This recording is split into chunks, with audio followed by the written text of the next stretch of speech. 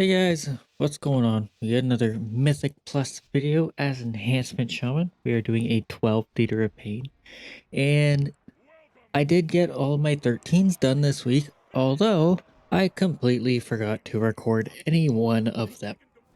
It's ridiculous. I did Priory, I did Cinderbrew and all that. I completely forgot to record any of them, which was great because then I had to go and do this. So I had to get something. And I don't remember if I've done a Theater of Pain yet, but yeah, I have done all of my 13s now. Now it's time to start working on the 14s, and hopefully it does go well. But on a more exciting note, Stormbringer is back. And I know a lot of people have been, a little bit frustrated with Totemic and, not enjoying it as much. And I can agree to that. And you're probably wondering, why are you so excited about Stormbringer when you were playing Totemic through half of last season? The reason being is because I like Ascendance. I don't feel like I am an Enhancement Shaman without Ascendance, and that is very true.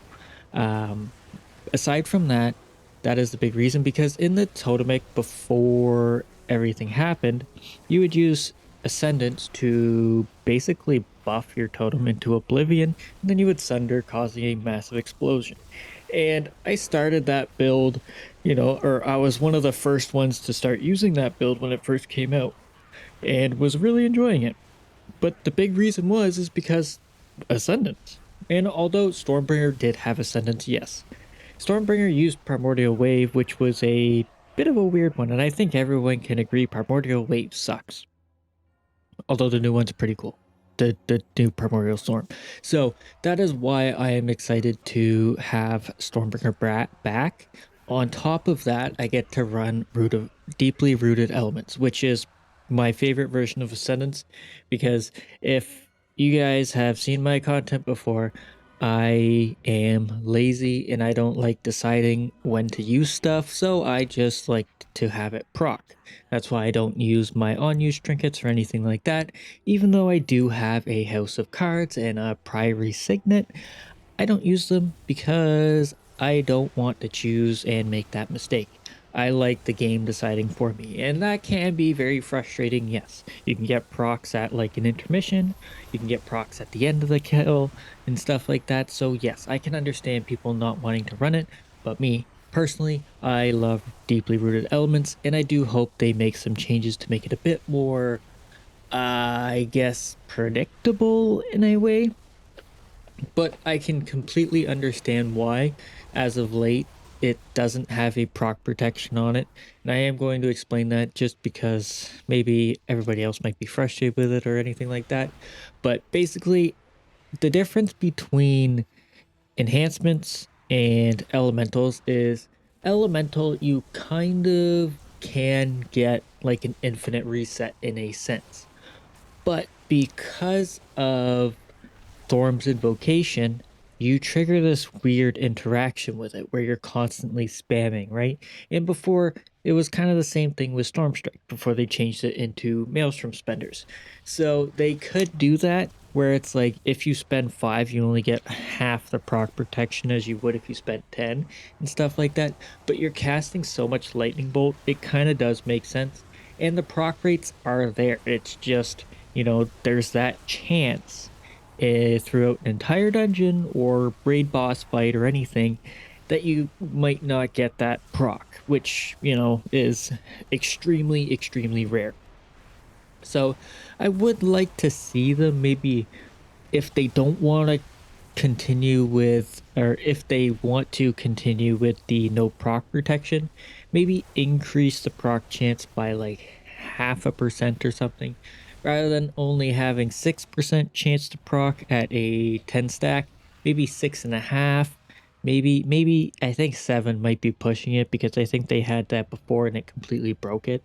But we no longer have Primordial Wave and stuff like that, but we do have a very high amount of Maelstrom generation, so it does make sense to, have that bit of a difference with the way Deeply Rooted Elements works. But anyways, onto Stormbringer itself. Lately, I have been running the Primordial Storm Ascendance version, which I am completely enjoying. I didn't like it before. Main reason, I had on use Ascendance, right? I don't like cooldowns. The shorter the cooldown, the better it is for me. On top of that, I don't have to worry about feral spirits.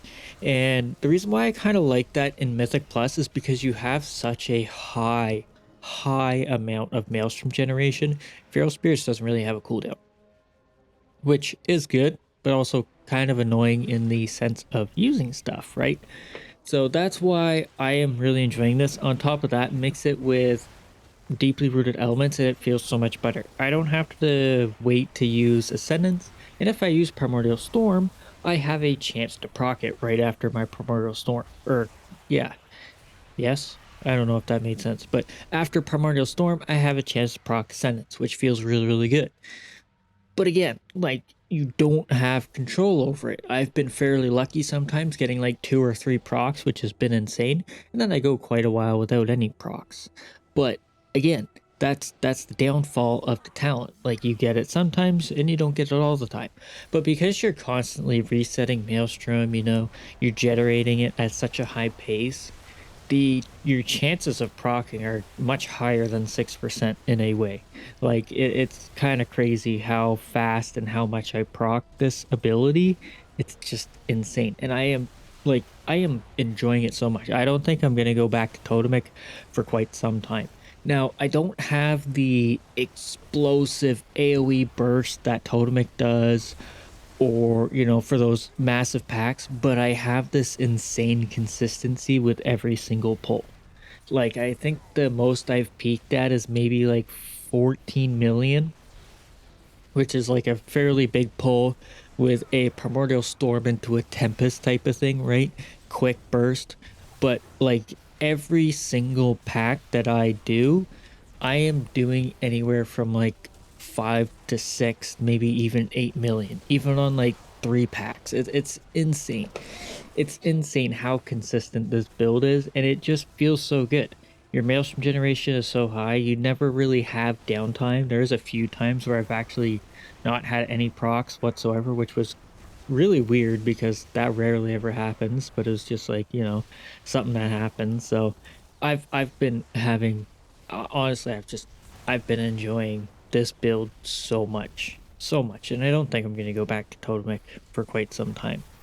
But again, I am going to be pushing these keys and seeing how things do, and if it does come to it, like I am not doing enough DPS, then maybe I'll try Totemic and see how that changes things. But again, I think honestly throughout the entire thing, I think I've had more success so far with Stormbringer, doing more damage in it than anything, because there's a lot of setup required for Totemic and a lot of planning in a sense. Even though the cooldowns are quite short, there's still some planning to do when your abilities are coming off cooldown and you're doing pack pulls. But yeah, this build, it doesn't matter. You just go, go, go, go, go. And it's so, so nice. But on another note, the Totemic versus Stormbringer. Totemic does rely a bit on RNG. Now, the build that I run for Stormbringer does because of deeply rooted elements. But in my opinion, I think Totemic relies more on it just because of Lavalash, the Hot Hands proc. If you're not getting Hot Hands, it feels really bad to play it because that's where all of your damage comes from. Now, you do have the Sunder procs and stuff like that for your initial go, but overall, you're relying on Hot Hands to proc all the time in any scenario, such as single target, AoE, all of that. And if you're not doing that, then you're not really getting any Maelstrom, you're not really getting damage or anything like that. So it does kind of feel bad. And if you mess up your totem, or if you place your totem too early and it pulls aggro and gets killed, your damage is going to suffer heavily. And I have done that quite a few times, and it's extremely frustrating because there's nothing you can do about it but wait a bit longer to send it.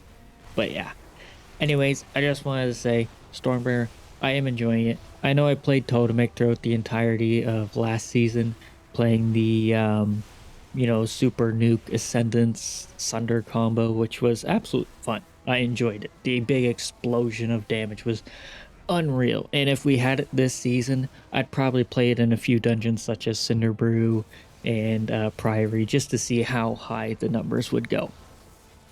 But throughout like this entire season, I haven't had nearly as much fun as Enhancement as I am right now. Like this build just feels so good. And to each their own, right? If you guys still enjoy Totemic, they're both completely competitive. They're just more in line now. There's no more this one is 5,000% better or whatever, right? They're both good at whatever they do, and they both end up being very similar in the end. So pick whatever playstyle you want, and it does work out. But anyways, guys, thanks so much for watching. I hope you've enjoyed so far and enjoy the rest of this video. And yeah, hopefully I will see you in the next one. Laters!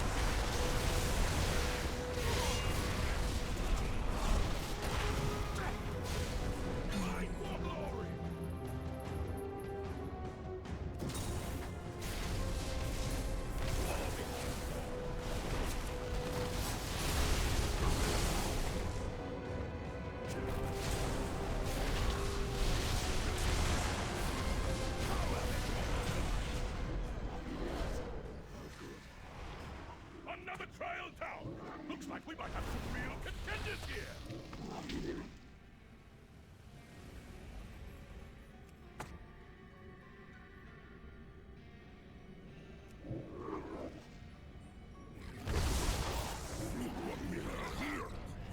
Fresh meat!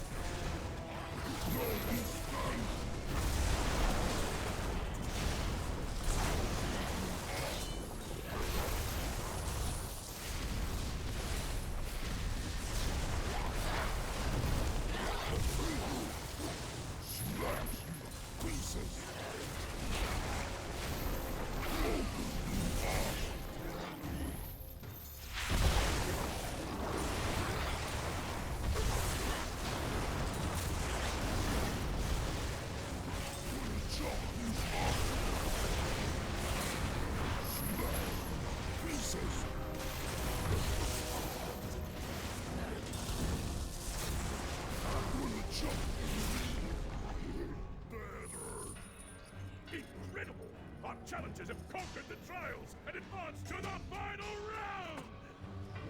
Return to the central chamber! It's time to begin the main event!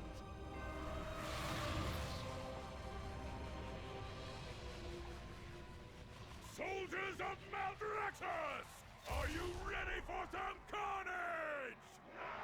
A rising stars now face the longest reigning champion the theater of pain has ever known! Lord Ripper!